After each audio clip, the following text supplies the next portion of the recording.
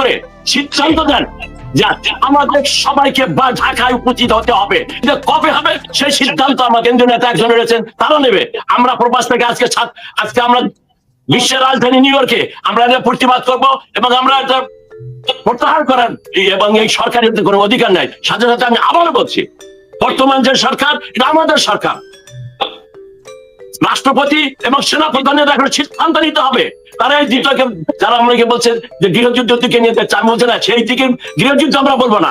আমার স্বাধীনতা রক্ষা করার দায়িত্ব আমার, যেহেতু আমার দল এই দেশের স্বাধীনতা এনেছে, এই সে দেশের স্বাধীনতা, ভূখণ্ডের অখণ্ডতা, ভূখণ্ড সবকিছুর দায়িত্ব আমার আওয়ামী লীগ সরকার, আওয়ামী লীগ দলের।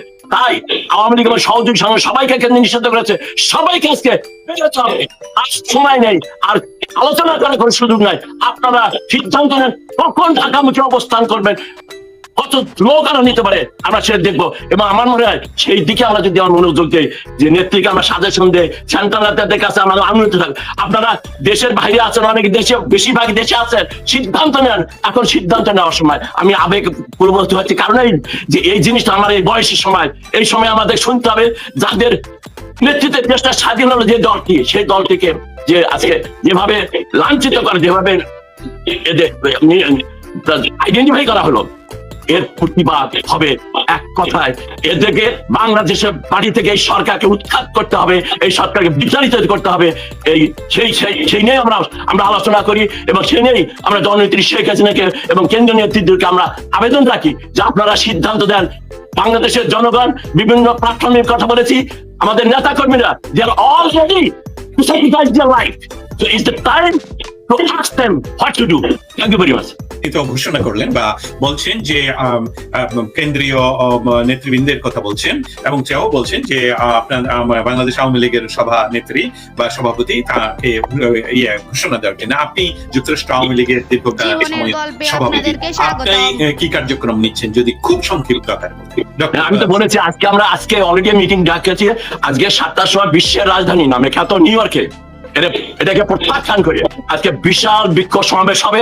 এবং তারপরে আমাদের এখানে যারা ইউএন আছে, ইউএনও এখানে স্টেট ডিপার্টমেন্ট এবং কংগ্রেসম্যান, সিনেটর, আপনাদের যাদের যাদের যেখানে অ্যাক্সেস আছে তাদেরকে অ্যাওয়ার করতে হবে। দিনের ভাই বলছে তোমরা গণতন্ত্রের কথা বলবে, তোমরা ডেমোক্রেসির কথা বলবে, ইনক্লুসিভ ইলেকশনের কথা বলবে। সেখানে একটা বৃহৎ শক্তিকে এক দলকে তারা নিশ্চিত, এখন তো আমেরিকা স্টেপ ফরওয়ার্ড, তারা অ্যাকশনে দেওয়া উচিত। এখন ইউনূস যে কাজটা করেছে ক্ষমতায় থাকার জন্য, রাখাইনের যে সেফ করিডোর দিয়ে দিছে, কারণ আমরা জানি না কি এগ্রিমেন্ট হয়েছে।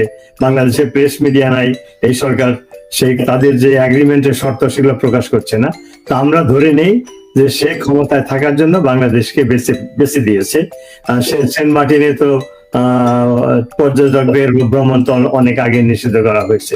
তো এই সমস্ত প্রমাণ হয় যে আমেরিকা তার নিজের স্বার্থে ওইখানে, আমেরিকা মনে করে এবং in reality that is true যে চায়না তাদের প্রতিদ্বন্দ্বী মিলিটারিলি, ইকোনমিক্যালি।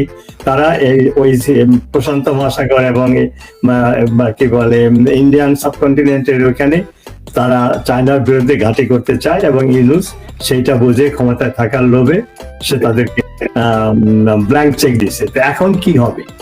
ভারত এবং পাকিস্তানের যুদ্ধ শুরু হয়ে গেছে এবং এই রাখাইনকে যদি ভারত সেই বাংলাদেশের করিডোর দিয়ে ইন্ডিয়া কি বলছিলাম, যদি আমেরিকা সেই রাখাইনের সাহায্য করার জন্য সেই করিডোর দিয়ে অস্ত্র গোলা বারুদ রাখাইনে পৌঁছায়, তখন চায়না তো বসে থাকবে না। তারপরে মায়ানমারের যে জান্তা, মিলিটারি জান্তা, তারা তাদের বিরুদ্ধে রাখাইন আর্মি যুদ্ধ করছে, তারাও বসে থাকবে না। ওইখানে যদি যুদ্ধ শুরু হয় তাহলে কি হবে? সেই গোলাগুলির স্পিন ওভার আসবে বাংলাদেশে। এবং রাখাইনকে যদি আমেরিকা সাহায্য করে, চায়না যদি মিলিটারি গভর্নমেন্টকে সাহায্য করে, আমেরিকা ভারতও বসে থাকবে না, তাদের স্বার্থ পূর্ণ হচ্ছে, তারা কোনো পক্ষ নেবে। তখন কি হবে? ইউনূস জেনে শুনে বুঝে সে বাংলাদেশকে একটি আন্তর্জাতিক প্রক্সি ওয়ারের ব্যাটল ফিল্ড তৈরি করার জন্য চুক্তি করে ফেলেছে। তাতে ক্ষতি হবে কি? বাংলাদেশের এমনি তো বাংলাদেশটাকে সে ধ্বংস করে দিয়েছে, যেটুকু বাকি আছে সেটা এই আন্তর্জাতিক প্রক্সি ওয়ারের মধ্যে পড়ে বাংলাদেশ থাকবে না। এটা আফগানিস্তান হয়ে যেতে পারে, এটা ইরাকের মতো একটা দেশ হয়ে যেতে পারে। কারণ দুনিয়াতে যতগুলোই মানবিক কারণে সেফ করিডোর দেওয়া হয়েছে, সেগুলো পরবর্তীতে বৃহস্পতির মিলিটারি ঘাঁটি হিসাবে রূপ নিয়েছে। সেটা তালেবান রাষ্ট্র আফগানিস্তানে হয়েছে, ইরাকে হয়েছে, সিরিয়াতে হয়েছে। তো কাজেই ইউনূস দেশটাকে নিজের স্বার্থে ক্ষমতায় থাকার জন্য, এই ইলেকশন বানচাল করার জন্য, যখনই গোলাগুলি শুরু হবে, নেত্রী এক সাক্ষাৎকারে বলেছেন যে তখন অজুহাতে সে বলবে এর ভিতরে ইলেকশন দেওয়া যাবে না, তাকে ক্ষমতায় থাকতে হবে আজীবন। তো এই সমস্ত করে আমেরিকা তাদের ক্ষুদ্র স্বার্থে, সাময়িক স্বার্থে তারা এই কাজটি করছে, বাংলাদেশকে বেছে নিয়েছে একটা ব্যাটল গ্রাউন্ড হিসাবে। আমেরিকার policy Afghanistan, Vietnam, Iraq, Syria সব জায়গায় ব্যর্থ হয়েছে। আমেরিকার সবসময় খুব শর্ট টার্ম তাদের ইন্টারেস্ট দেখে, লং টার্ম দেখে না। তো এখন বাংলাদেশকে তারা এইভাবে রেটরিক করে বড় বড় কথা বলে এখন ইউনিসের সাথে সন্ধি করছে বা আঘাত করে ফেলছে। তাতে প্রমাণ হয় যে আমেরিকা অতীতের মতো তাদের ভুল নীতি পরিচালনা করছে। কিন্তু আমি আশাবাদী এই জন্য যে এই যে সাবকন্টিনেন্টের যে বৃহৎ শক্তির যে মোকাবেলা, এইটাতে পরিস্থিতি পরিবর্তন হবে। আমেরিকা যেটা চাচ্ছে, ইউরোপ যেটা চাচ্ছে, সেটা হবে না।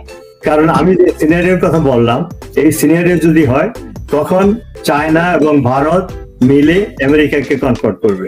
চায়না ভারতের পিছনে আছে রাশিয়া, এবং চায়না দেখছে, তারা চায়নার ইকোনমি হলো প্রোডাকশন, উৎপাদনমূলক একটা অর্থনীতি। আমেরিকার ট্যারিফ হওয়ার জন্য আমেরিকার মার্কেট তারা হারাচ্ছে। কোথায় যাবে? 140 কোটি ভারতের মানুষের দিকে সে তাকাবে, তাদের ওই পণ্যগুলো বিক্রি করতে হবে। এই জন্য চায়না ভারতের সাথে সম্পর্ক উন্নয়নের চেষ্টা করছে। চায়না নিজের স্বার্থ বিকিয়ে পাকিস্তানকে সাহায্য করবে না ভারতের এগেইনস্টে। তো কাজে এই সিনারিও যদি চেঞ্জ হয়, তখন এই আমেরিকার এই প্ল্যান, ইউনিসের এই প্ল্যান, এটা ব্যর্থ হবে। কাজে আমি আশাবাদী, কিন্তু এটা কতদিন লাগবে সেটা পিন পয়েন্টে বলা যায় না। 1 মাস লাগতে পারে, 1 বছর লাগতে পারে। এটা যদি প্রলং হয়, তাহলে বাংলাদেশের মানুষের দুর্দশা বাড়বে, আওয়ামী লীগের নেতা কর্মীদের দুর্দশা বাড়বে, জানমালের ক্ষতি হবে, অর্থনৈতিক ধ্বংস এর পথেই হয়ে গেছে, এবং আইন শৃঙ্খলা অবনীত হবে। তো আমাদের দুর্দশা আমি সামনে দেখতে পাচ্ছি জনগণের, কিন্তু আলটিমেটলি আমরাই জয়ী হব। বাংলাদেশের ইতিহাস যদি দেখেন, যখন বাঙালিদের পিঠ দেয়ালে ঠেকে যায়, তারা সামনের দিকে আগায়। নেত্রী যে সমস্ত বানিয়েছেন, জনসংযোগ করছেন, সেখানে কর্মীদের উদ্দীপনা বের বাড়ছে। যেখানে ঝটিকা মিছিল হতো 50-60 জনের, সেখানে এখন হাজার হাজার মিছিল হয়। দিনের বেলায় কয়েকদিন আগে আইবি রহমান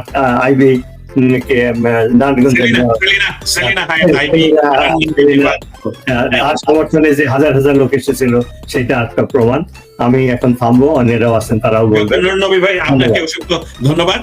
বাংলাদেশ আওয়ামী লীগ, বঙ্গবন্ধুর আওয়ামী লীগ এবং স্বাধীনতার প্রতীক এই যে বাংলাদেশ আওয়ামী লীগ, তাকে নিষিদ্ধ ঘোষণা করে আসলে বর্তমান অসাংবিধানিক সরকার কি বলতে চাচ্ছেন, সিগন্যালটা কি দিচ্ছেন? আর সেই সাথে আমরা দেখলাম জনপ্রিয় মেয়র আইভি কে গ্রেফতার করার মুহূর্তে সাধারণ হাজার হাজার বলবো না, আরো বেশি মানুষ রাস্তায় নেমে এসেছে। এটাকে কি আপনারা আওয়ামী লীগের জন্য একটি